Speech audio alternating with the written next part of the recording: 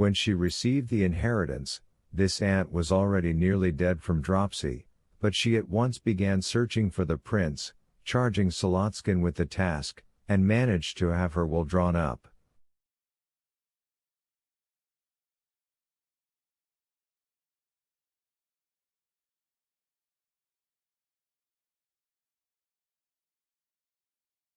Apparently, neither the prince nor the doctor he lived with in Switzerland wanted to wait for any official announcements or make inquiries, and the prince, with Solotskin's letter in his pocket, decided to set off in person.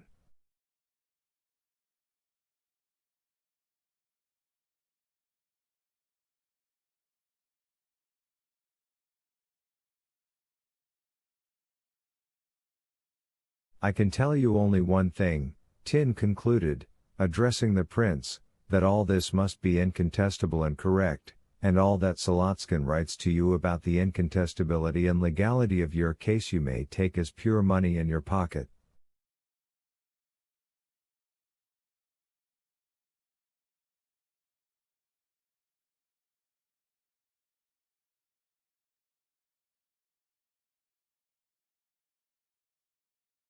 Congratulations, Prince.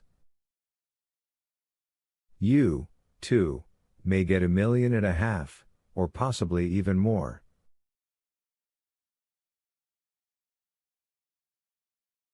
Papushin was a very rich merchant.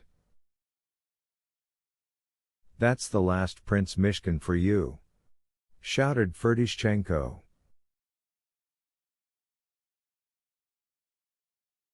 Hurrah! Lebedev wheezed in a drunken little voice. And there I go lending the poor fellow 25 rubles today, ha, ha, ha.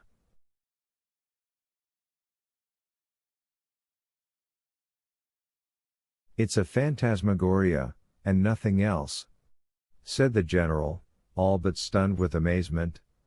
Well, congratulations, congratulations. And, getting up from his seat, he went over to embrace the prince.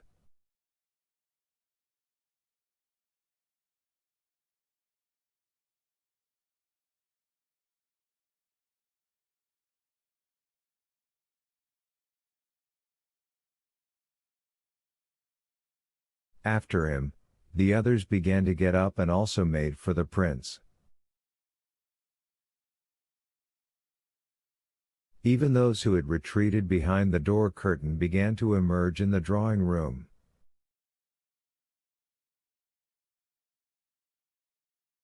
Muffled talk, exclamations, even calls for champagne arose, all began pushing, jostling.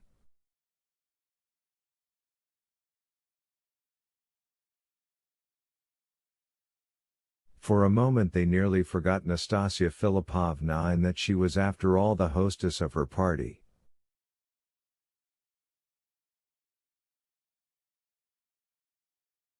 But it gradually dawned on everyone at almost the same time that the prince had just proposed to her.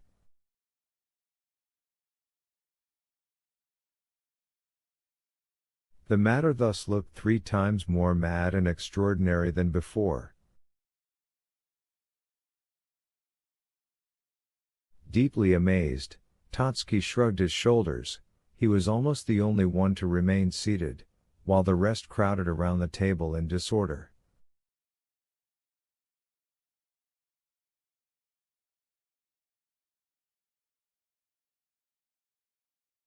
Everyone asserted afterwards that it was also from this moment that Nastasia Philippovna went crazy.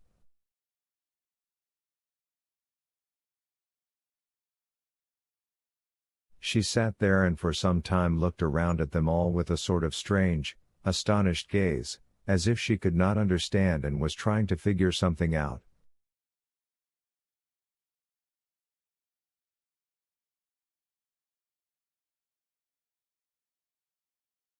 Then she suddenly turned to the prince and, with a menacing scowl, studied him intently. But this lasted only a moment. Perhaps it had suddenly occurred to her that it might all be a joke, a mockery, but the prince's look reassured her at once.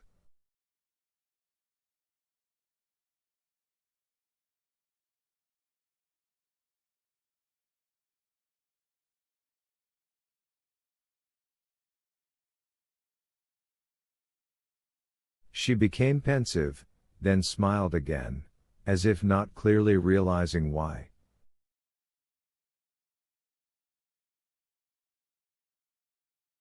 So I really am a princess? She whispered to herself as if mockingly and, happening to glance at Darya Alexeyevna, she laughed.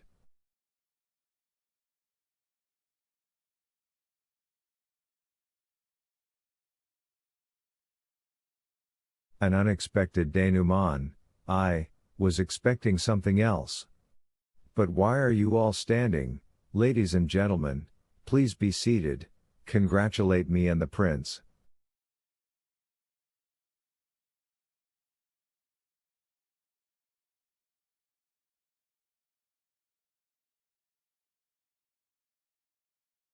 I think someone asked for champagne, Ferdishchenko, go and order some.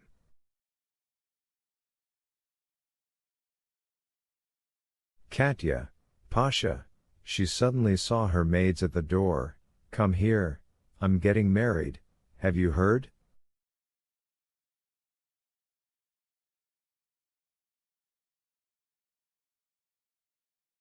The prince, he's come into 1.5 million, he's Prince Mishkin, and he's taking me.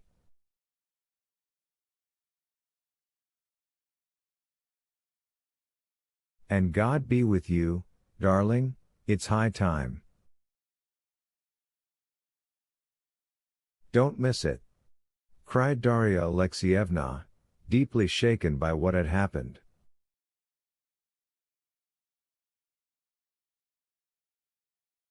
Sit down beside me, Prince, Nastasia Philippovna went on, that's right, and here comes the wine, congratulate us, ladies and gentlemen.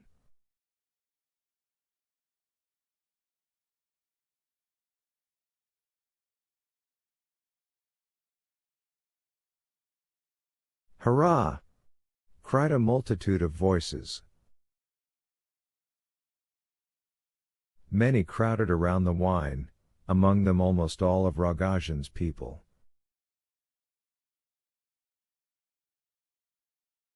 But though they shouted and were ready to shout, many of them, despite all the strangeness of the circumstances and the surroundings, sensed that the decor was changing.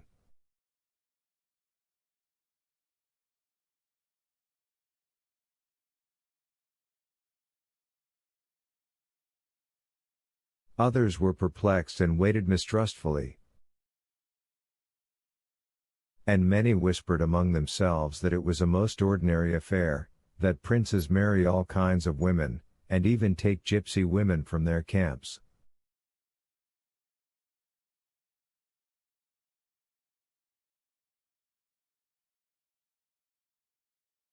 Rogozhin himself stood and stared, his face twisted into a fixed, bewildered smile.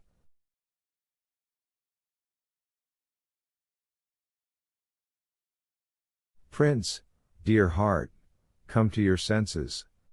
The general whispered in horror, approaching from the side and tugging at the prince's sleeve.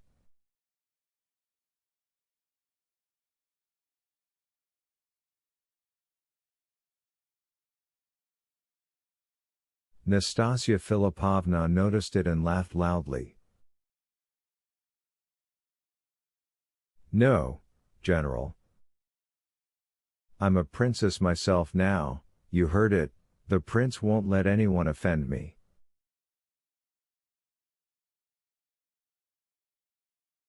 Afanasy Ivanovich, congratulate me, now I'll be able to sit next to your wife anywhere, it's useful to have such a husband, don't you think?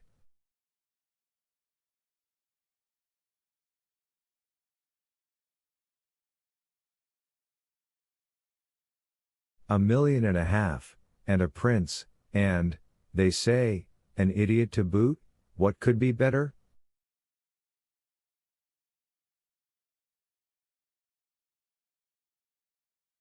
Only now does real life begin. You're too late, Rogozhin. Take your packet away, I'm marrying the prince, and I'm richer than you are.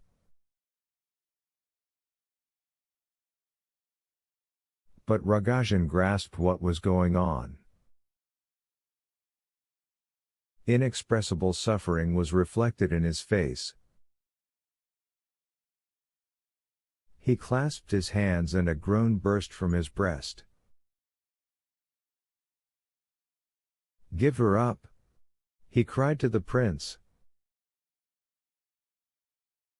There was laughter all around. "Give her up to you?" Darya Alexeyevna triumphantly joined in. "See, he dumps money on the table, the boor."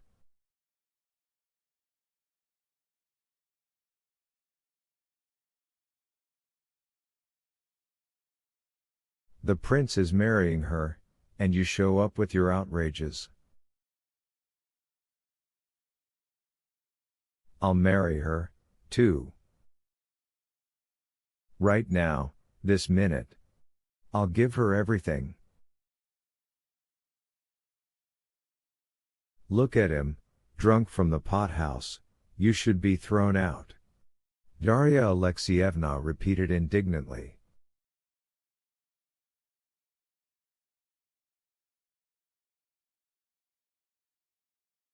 More laughter. Do you hear, Prince? Nastasia Philippovna turned to him. That's how the boor bargains for your bride.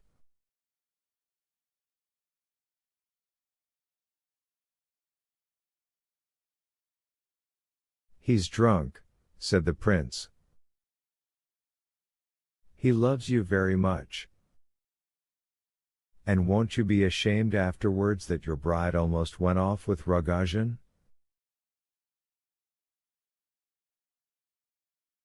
It's because you were in a fever, and you're in a fever now, as if you're delirious.